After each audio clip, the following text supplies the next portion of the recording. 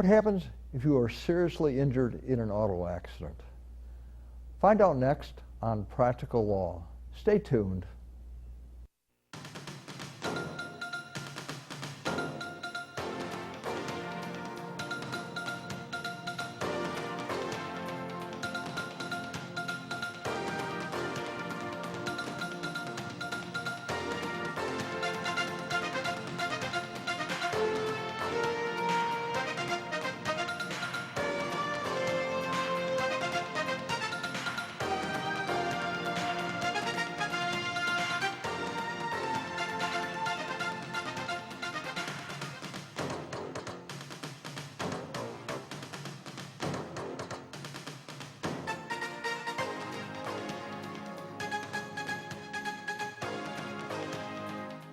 Welcome to Practical Law. I'm your host, family law attorney Henry Gornvine. I'm also pleased to say that Practical Law is now being co-sponsored and produced by the Oakland County Bar Association. Today on Practical Law, I'm pleased to welcome as my guest one of the most prominent negligence attorneys in the state of Michigan, Ven Johnson. Ven, welcome to Practical Law. Thank you, Henry. How are you? Well, and you? I'm great. Thanks for having me on. Thanks for being my guest. First of all, why don't you tell our viewers a little bit about who you are, your background, how you came to become, a lawyer specializing in plaintiff's negligence. Thank you, Henry. I was born in Three Rivers, Michigan, over by Kalamazoo. And ultimately, my parents were teachers, and so they kind of flowed throughout the state where the jobs were. We ended up in Saginaw, Michigan, where I attended high school. Saginaw Douglas MacArthur, I've been in the township back when that existed. And then to Kalamazoo College, and played tennis there on their team and 1 year of basketball, and then finally came over to Detroit and started at UD Law School back when it was UD, not UD Mercy. Right. That's right. And graduated in 1986 and started practicing law ever since, and been very blessed to be a member of the State Bar of Michigan here in the Detroit metropolitan community for the last almost 7 years now. Tell us about your area of specialization. Well, it's called personal injury is what most people refer to it as. Negligence law is another way to talk about it. That's a huge umbrella. The way to think about it for me is, and the way I explain it to most people, is when people get injured, that's what I do. And there's many different ways, obviously, for people to get injured, whether it's an automobile accident, whether it's a product failure somehow, whether it's a police misconduct case where someone gets, if you will, beaten up or killed by the police officers in the midst of an arrest or a situation like that, medical malpractice.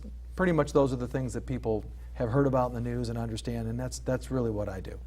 So you really cover the whole spectrum when you're talking about negligence. Yeah, I really do, and I'm very blessed, Henry. I've been doing this, like I said, for going on 27 years, and the first almost 9 years of my practice, I did the other side. I worked at a firm that was at the time called Cole Seacrest, now they're called Seacrest Wardle, located in Farmington Hills on 13 and Northwestern, and I got some really great trial experience and a great tutelage from John Seacrest, a very well-known product liability lawyer at the time.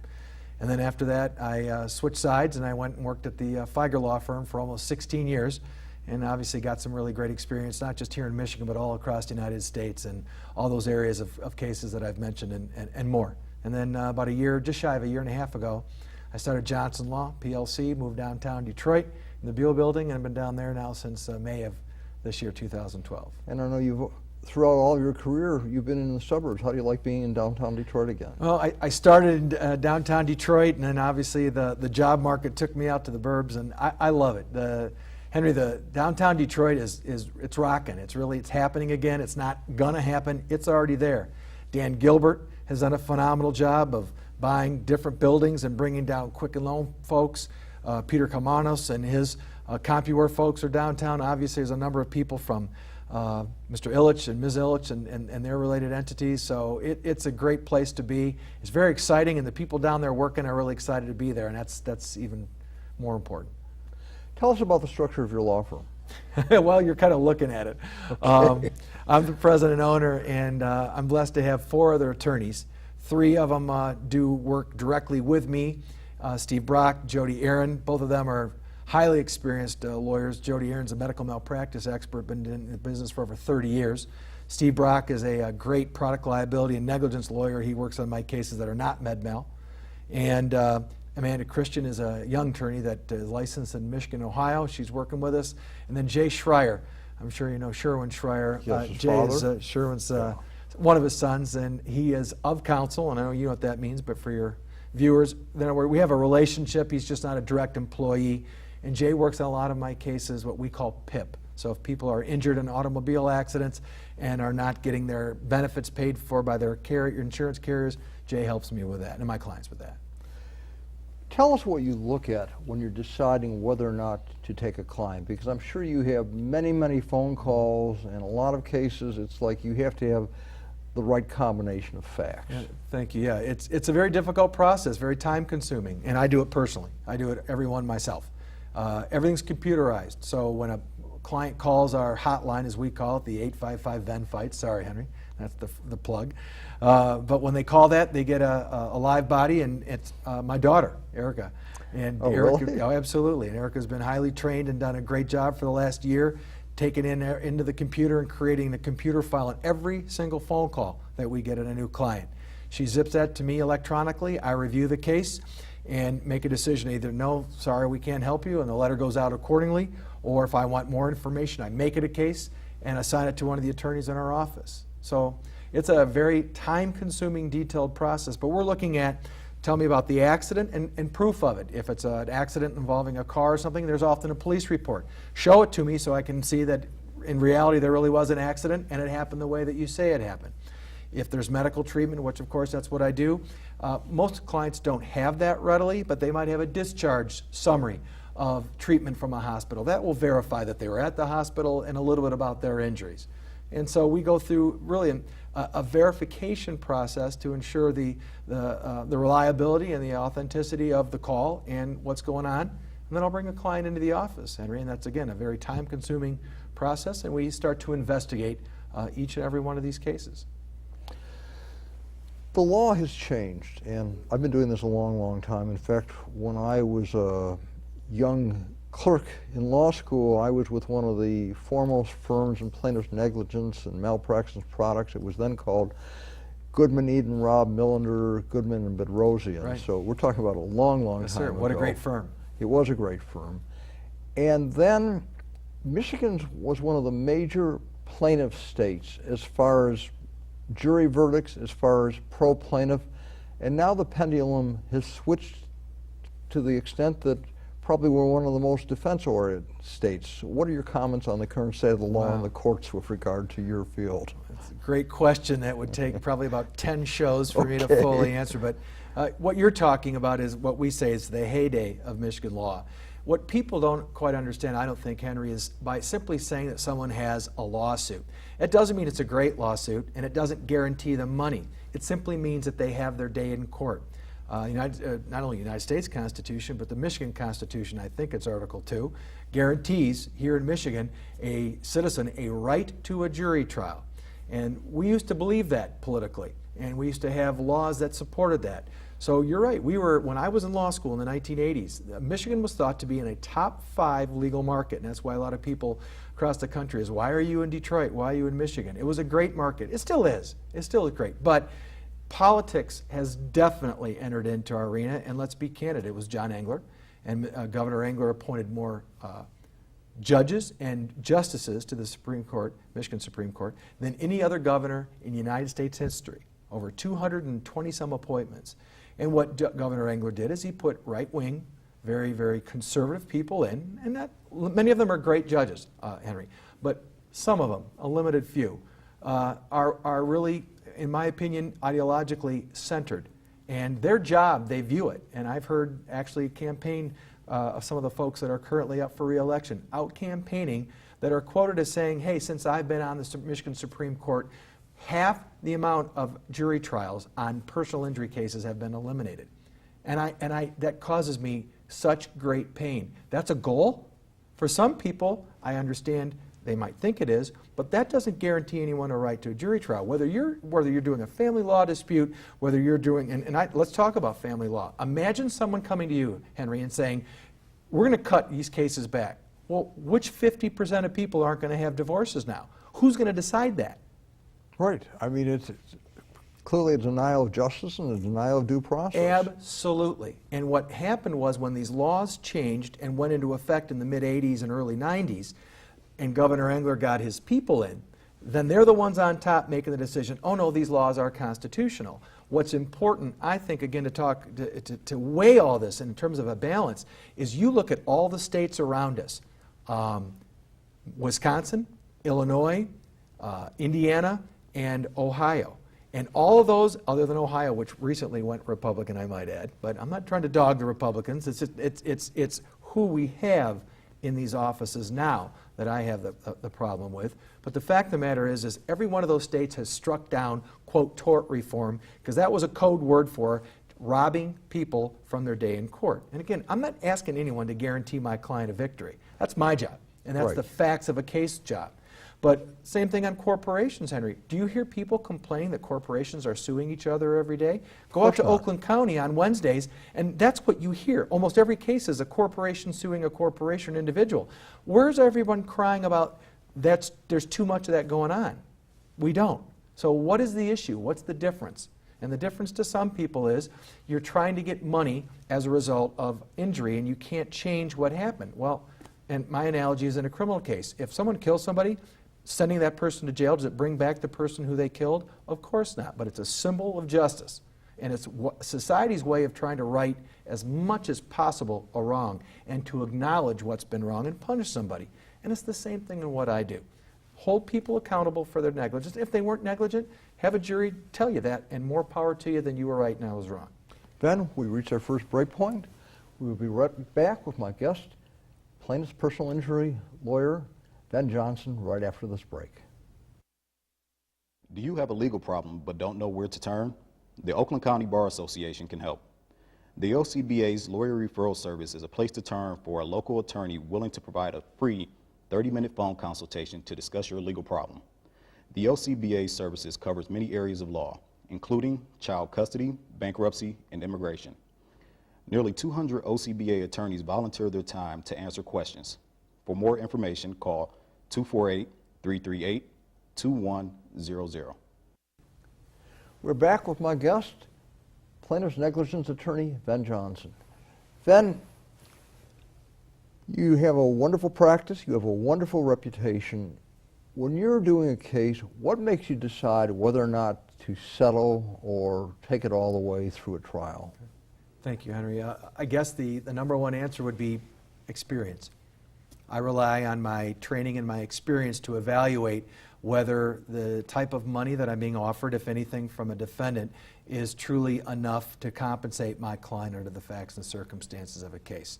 So as the case goes on and materializes, I always begin to form ideas about the settlement range of certain types of cases and certain types of injuries and so forth. And if toward the trial, if those don't match up with what the defendants are willing to offer, then I sit down, I have a great conversation with my clients. We're always on the same page. There's never a disagreement. It's either I recommend going to trial and trying to get more, or I recommend taking the money and settling. And that's a joint decision between client and me. But ultimately, obviously, I work for the client. If they tell me to take the money, I do.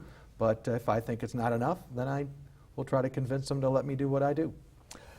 On television, you often see situations where there's a jury trial in progress, and right before the jury's about to come back, a settlement will be achieved. Have you ever had that happen? Yes, I've had settlements occur all the way through the entire process, in trial, before trial, after I've won a large verdict or so, and then while the case is up on appeal, but before the appeal or after the appeal.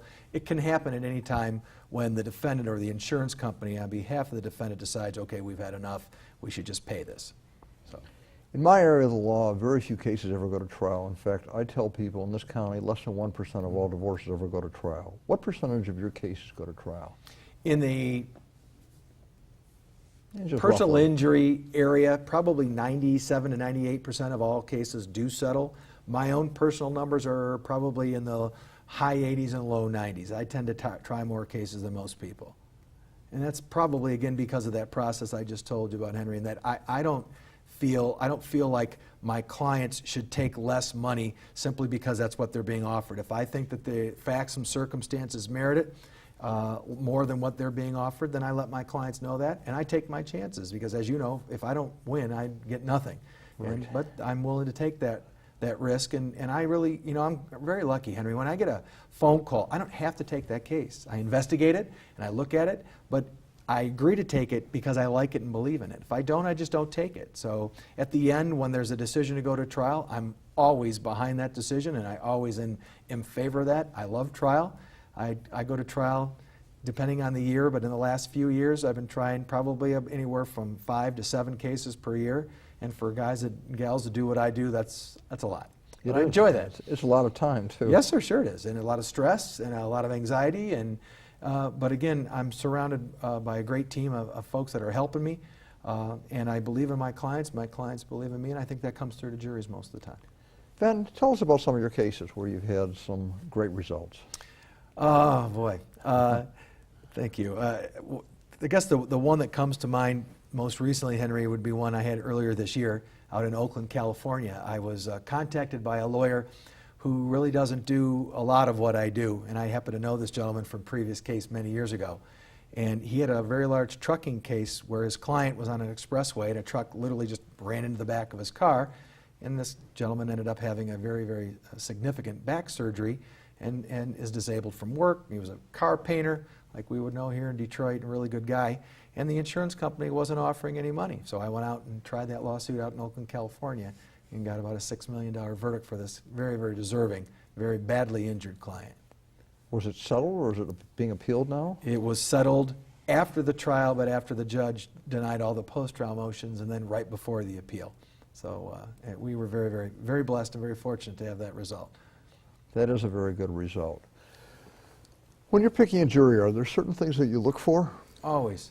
And it depends on the case, and it depends on the folks I represent, it depends on the issues involved in the case. So if I have, let's say, an African-American client or a client of an ethnic minority, I have to take that into consideration. I got to talk to the jurors about that. I want to know, as you can see, my client happens to be X, Y, and Z. Does anyone have an issue with my client's skin color? Does anyone have a problem with my client's ethnicity or religious beliefs?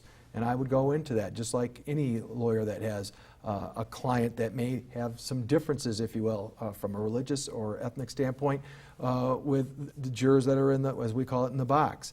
I want to know about people that do they have a problem with a civil justice system? And with this day and age of all the negative publicity and advertising that's been done, Henry, from the insurance companies and the chambers of commerce across the United States about bad lawsuits and all this stuff, I've got a pretty uphill battle that I fight with these jurors going into a trial. So I try to do my best to neutralize that, if you will, and get these folks to give my client a fair shot, because they don't know what my client's claim is until the evidence starts, and that comes well after jury selection, as you know. So it's a very, very difficult process. I can tell you that in the last probably 10 years or so, I think that if there's anything that I've really focused on that may be different than what I did in the first 15, 16 years of my practice, I've really tried to pay attention to what other lawyers were doing relative to voir dire, as we call it, and interviewing jurors and seeing what's going on in their mind and their thoughts that might impact negatively them listening to my client's case. I've had people on the show. I've had one who was a face reader who's using juries. I had another woman who's a handwriting analyst who Jeffrey Feiger used in the Kevorkian cases. Ruth Holmes. Yep, exactly. And I also have had a psychologist who does jury profiling. And I'm wondering, do you ever use any of these outside experts in cases? Yes, sir, I do. And I've used a handwriting expert. For the handwriting experts, what we tend to do is their jurors often, well, actually in the old days, Henry, they would complete it by hand, and then you could see the handwriting and, more importantly, the signature. And that would give handwriting experts some input into whether this person was a very strong individual versus someone who would be more apt to follow other people, and they'd give you some very important information just to think about. Jury consultants, I do use, not all the time, depending on the size and the complexity of the case. They can certainly offer some great input. There's some great jury consultants in our area that are awesome in that, and I do rely upon them. But typically what I do, we call, it's right here, it's in your gut, and you listen to folks and you try to understand and believe. When we first met today earlier, whatever it was, good or bad, you formed a first impression, whether it was good or bad or otherwise. You had that impression, and that's what you're going to stick with until proven otherwise. That's true. I And mean, that's exactly what I do with a juror, a prospective juror. I talk to them, and I think one thing I do differently than a lot of folks do, I'm yapping a lot right now, but if I really wanted to know about you, I'm going to ask you open-ended questions. And Henry, tell me about what you think about this. What do you think about that? Where are you from? Where do you live? Tell me a little bit about your employment. Where I get you talking and seeing how you interact with me, and then we start talking about issues of the case, and I can start to then form some what I think to be, they're all broad generalizations. We have to be careful of that. Can't read a book by its cover, but we have to listen with our gut, our soul, and that really kind of tells us where to go. And when I'm using jury consultants, what I do then is I stick with that, but then I'll bounce off, well, what do you think about that? And it's really funny is, I guess I've been doing it a long time, but I'm almost always right on with them. We have separate lists and so forth that we compare, and we don't usually disagree on very many folks. So, well, you've got to be good at reading people. And I hope so. I've been wrong before, Henry. Right. Well, sometimes if you're wrong, it could cost you a verdict. So. Yes, sir, that's true. But, you know, it's important. And plus, I think a lot of it, and you come across as very likable. And I think that's important, too, in trial work. When you do what I do for a living, if the lawyer does not, by way in which they act and talk and present their case, if the jury can't believe that that lawyer truly believes it, okay, that's why when I hear people about acting and I hear people about a show, that doesn't come into play in my trials. I'm sure if you watched it or someone could characterize it that way, but to me, all I'm doing in front of that jury is being me. I would have that conversation with you if I was explaining that over a cup of coffee or a drink or dinner or in the green room. That's how I am, and that's what I want the jury to see. If the jury begins to believe that all I'm doing is telling them one-sided, a grossly distorted one side, they're not going to believe my client. So our role is critical for our clients' cases to be believed in. And so, yeah, I try to be myself, and I try to be honest with the jury. And if I have a problem in a case, Henry, if I have a fact or two that I think that some jurors may react negatively to, I tell them that right away. I'm concerned about you hearing this, that you might think negatively. If I told you this happened, does that mean that you would just ignore everything else my client would say? Or would you at least listen to the facts and circumstances that revolve around this and so forth? I want to be the one that they hear, if you will, the bad stuff from first, to make sure that they can do their best to put that aside and then evaluate the case. Let's go into another area now, and that is, you started your own firm, what, a couple of years ago now? Just shy of a year and a half, yes, sir. Year and a half, and you are now doing a lot of marketing on billboards. Yes, sir. I've seen you on TV also. I know you do some TV Yes, sir. marketing. Tell me about that and how it's impacting upon your practice, because as we discussed before we shot the show, in my area of the law, that type of marketing does not work. In your area of the law, it definitely does work. The reason why I think it's so important in what I do, Henry, is because the folks who are out there getting injured, it ranges from folks from presidents of corporations to folks who are often on disability and can't work because of other illnesses. And I might add, that's really changed in my practice in about the last 10 years. Back in the day, way back when, it would be folks with lesser means and lesser education and experience. And I've noticed, but especially in medical malpractice and product liability, it's no longer just those folks. It's anybody. It can happen to anybody. None of us like to think of that because we don't want to think about bad things happening to us or a loved one, but it does, and it can. And so, to me, the good news about advertising, whether it's a billboard, whether it's in print media like in a magazine, whether it's on television, is we are getting our message to people out there that may not know lawyers or know lawyers that do what I do, and say, I'm here, if you need me, call. And so it's some people call it access to courts. Maybe not exactly what some people mean by that, but to me, if you don't know a lawyer, and if you've never had a lawyer, and I'm going to tell you that, Henry, overwhelming 98, 97% of my clients have never used a lawyer before for any reason. Not a personal injury claim, not a will or an estate, or they just have never had an experience, so they don't know who to call. So that's why advertising, for me at least, and what it's done is it's allowed people who otherwise would never know. You know, I've been a lawyer for 26 years. You and I have maybe seen each other in the hallway, and I recognize who you are, and I may not know exactly the kind of work you do, but I have an understanding of kind of who you are and you with me. But if your loved one or your friend or the person down the street needed a lawyer, and if they didn't come to you and ask, they wouldn't have any idea. So it's either Yellow Pages, or is it television, is it a billboard, or is it a combination of all those things? And that's kind of what I've tried to do, is to market to folks, let them know I'm out here. I try a lot of cases. That makes me different than a lot of people that do what I do. I love that part of my job, and I want people to know that if they need someone to fight for them, that's who I am and that's what I do. How effective has the marketing been? It's the quantifiable. I mean, I have marketing reports monthly where I add up, and when we have people call and respond to us about how a case came to us, how did you hear of Ven? How did you first learn of his name? Why did you call? How did you call? It's almost always television, number one, billboards, number two, word of mouth, number three, and I'm very, very fortunate. I have a lot of lawyers, folks like you that are I'm very fortunate. They will give me a call and say, I have a client on this other matter, and now they have an issue, they were in a car accident or something like that. So that's really those 4 or 5 primary areas of how I get cases. Well, your excellent reputation precedes you, so I'm sure that garnishes a lot of referrals from other lawyers as well. Thank you, sir. What do you find most rewarding about your area of the law? People. I've always been a people person. I've wanted to help people. When I was growing up in Saginaw, Henry, I barely even knew a lawyer. My parents were teachers. We didn't have a whole lot of money, so we were very, very middle class, to say the least. And I worked starting from about age 14 on through high school and then all the way through college and law school.